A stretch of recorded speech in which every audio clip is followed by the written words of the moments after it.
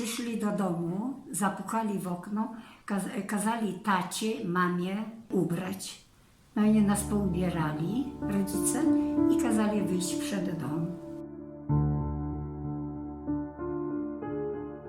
Tata jeszcze z nimi rozmawiał. To nic nie dało.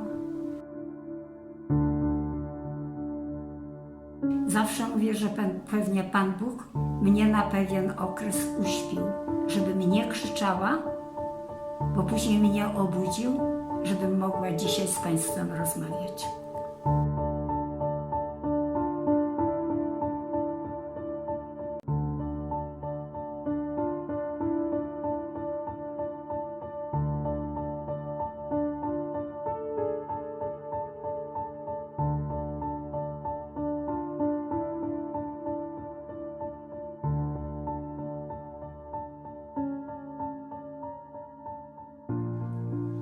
Nazywam się Janina Kalinowska z domu Sokół.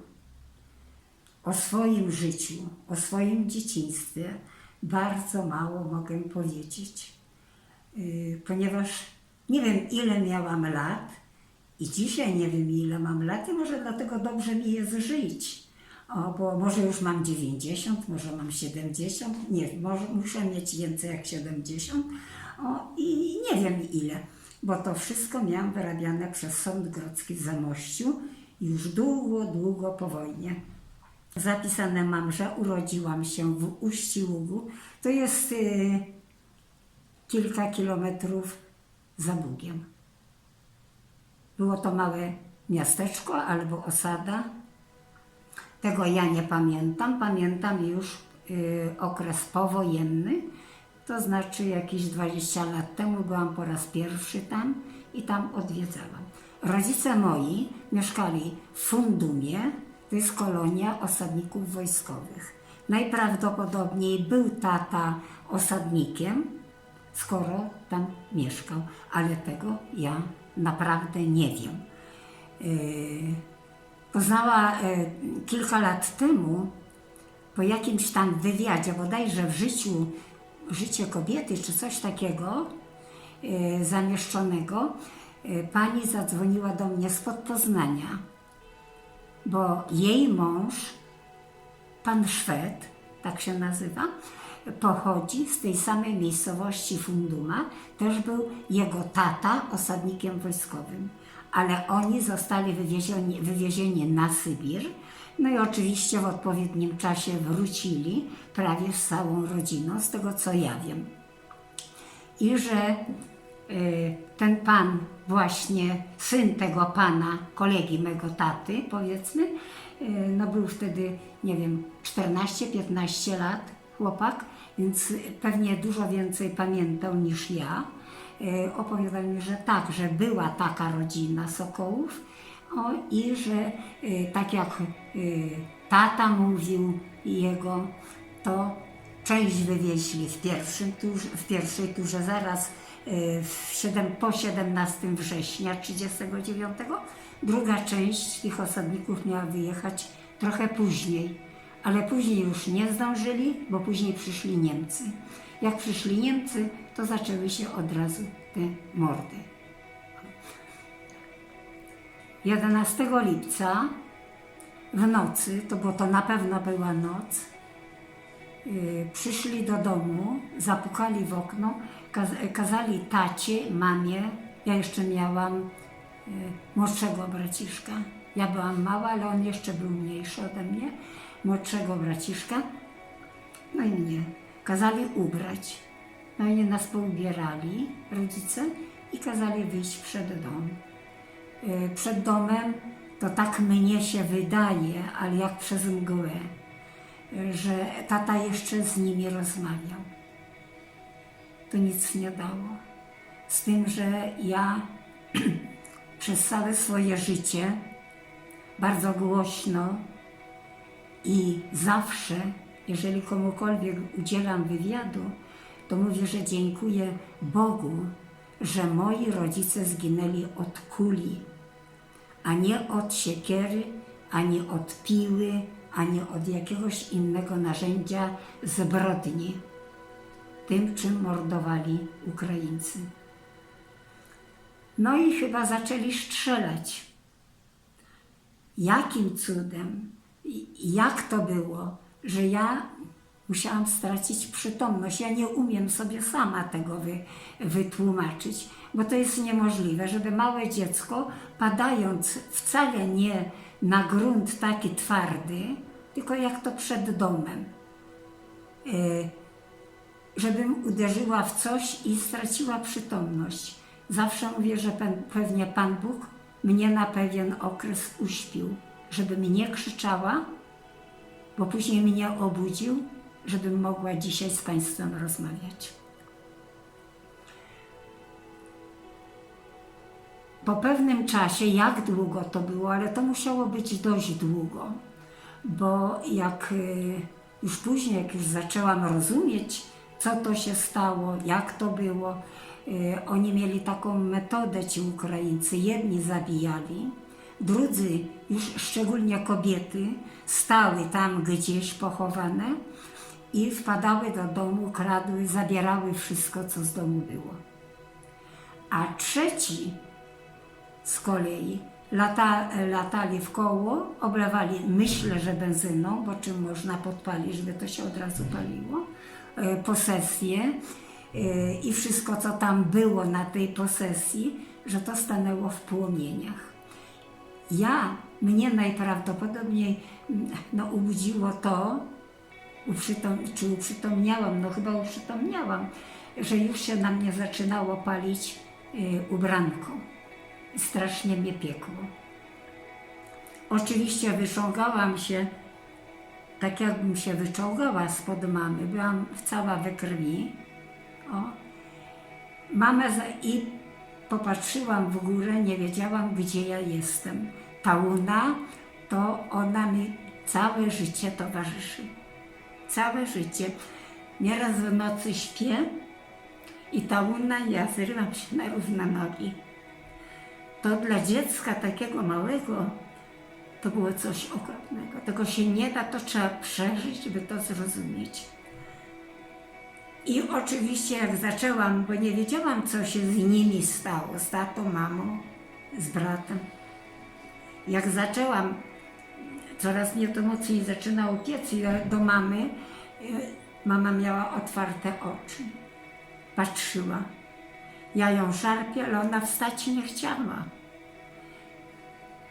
Wiedziałam, że przed domem stało takie poidło dla zwierząt. I tam poszłam, to sobie polałam wodą i poszłam do następnego domu. Tam był tylko mężczyzna. Wziął mnie, zabronił mi płakać, zamknął mi w takim ciemnym pomieszczeniu i kazał tylko cicho siedzieć. Aha, przyniósł jeszcze chyba coś do picia, mleko czy co, nie wiem, nie pamiętam. Czy może i do jedzenia, nie wiem. Coś mi przyniósł. No, jak nie płakać, jak jestem sama.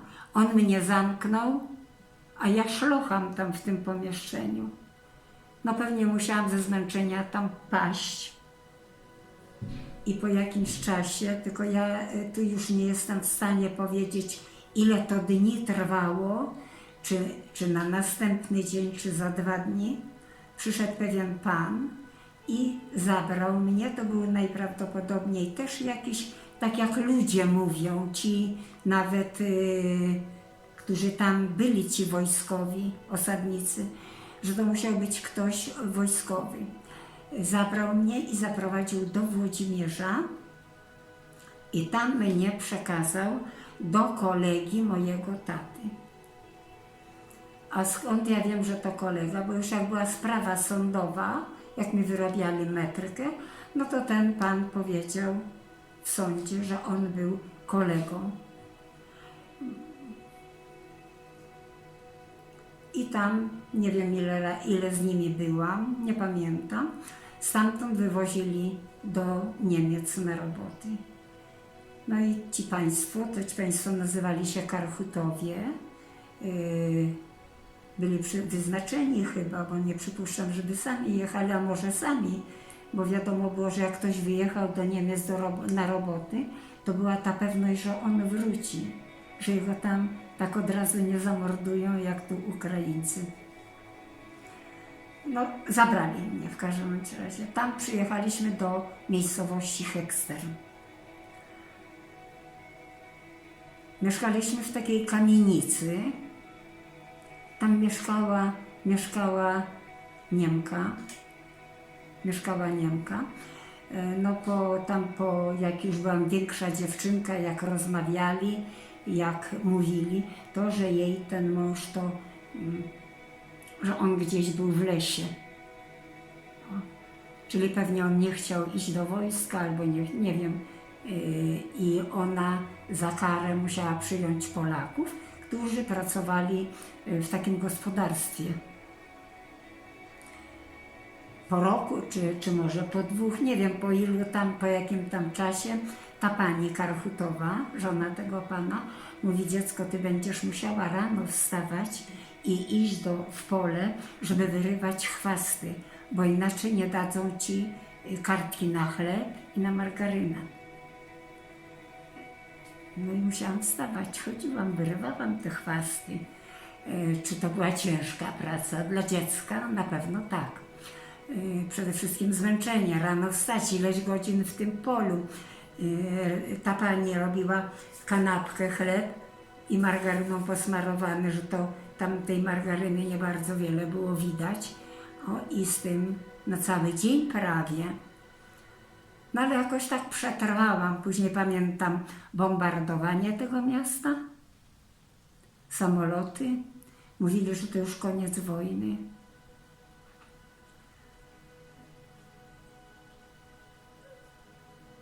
Po wojnie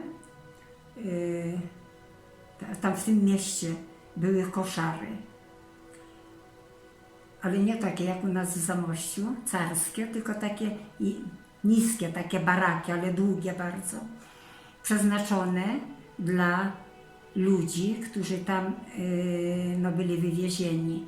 Jeden taki barak był przeznaczony dla Polaków, drugi barak przeznaczony tam dla innej narodowości. I oczywiście wyjście do miasta to było za przypustką, to pamiętam. I pamiętam, jak pierwszy raz zobaczyłam Murzyna i jak strasznie zaczęłam krzyczeć, bo myślałam, że to jest diabeł, to jest prawda.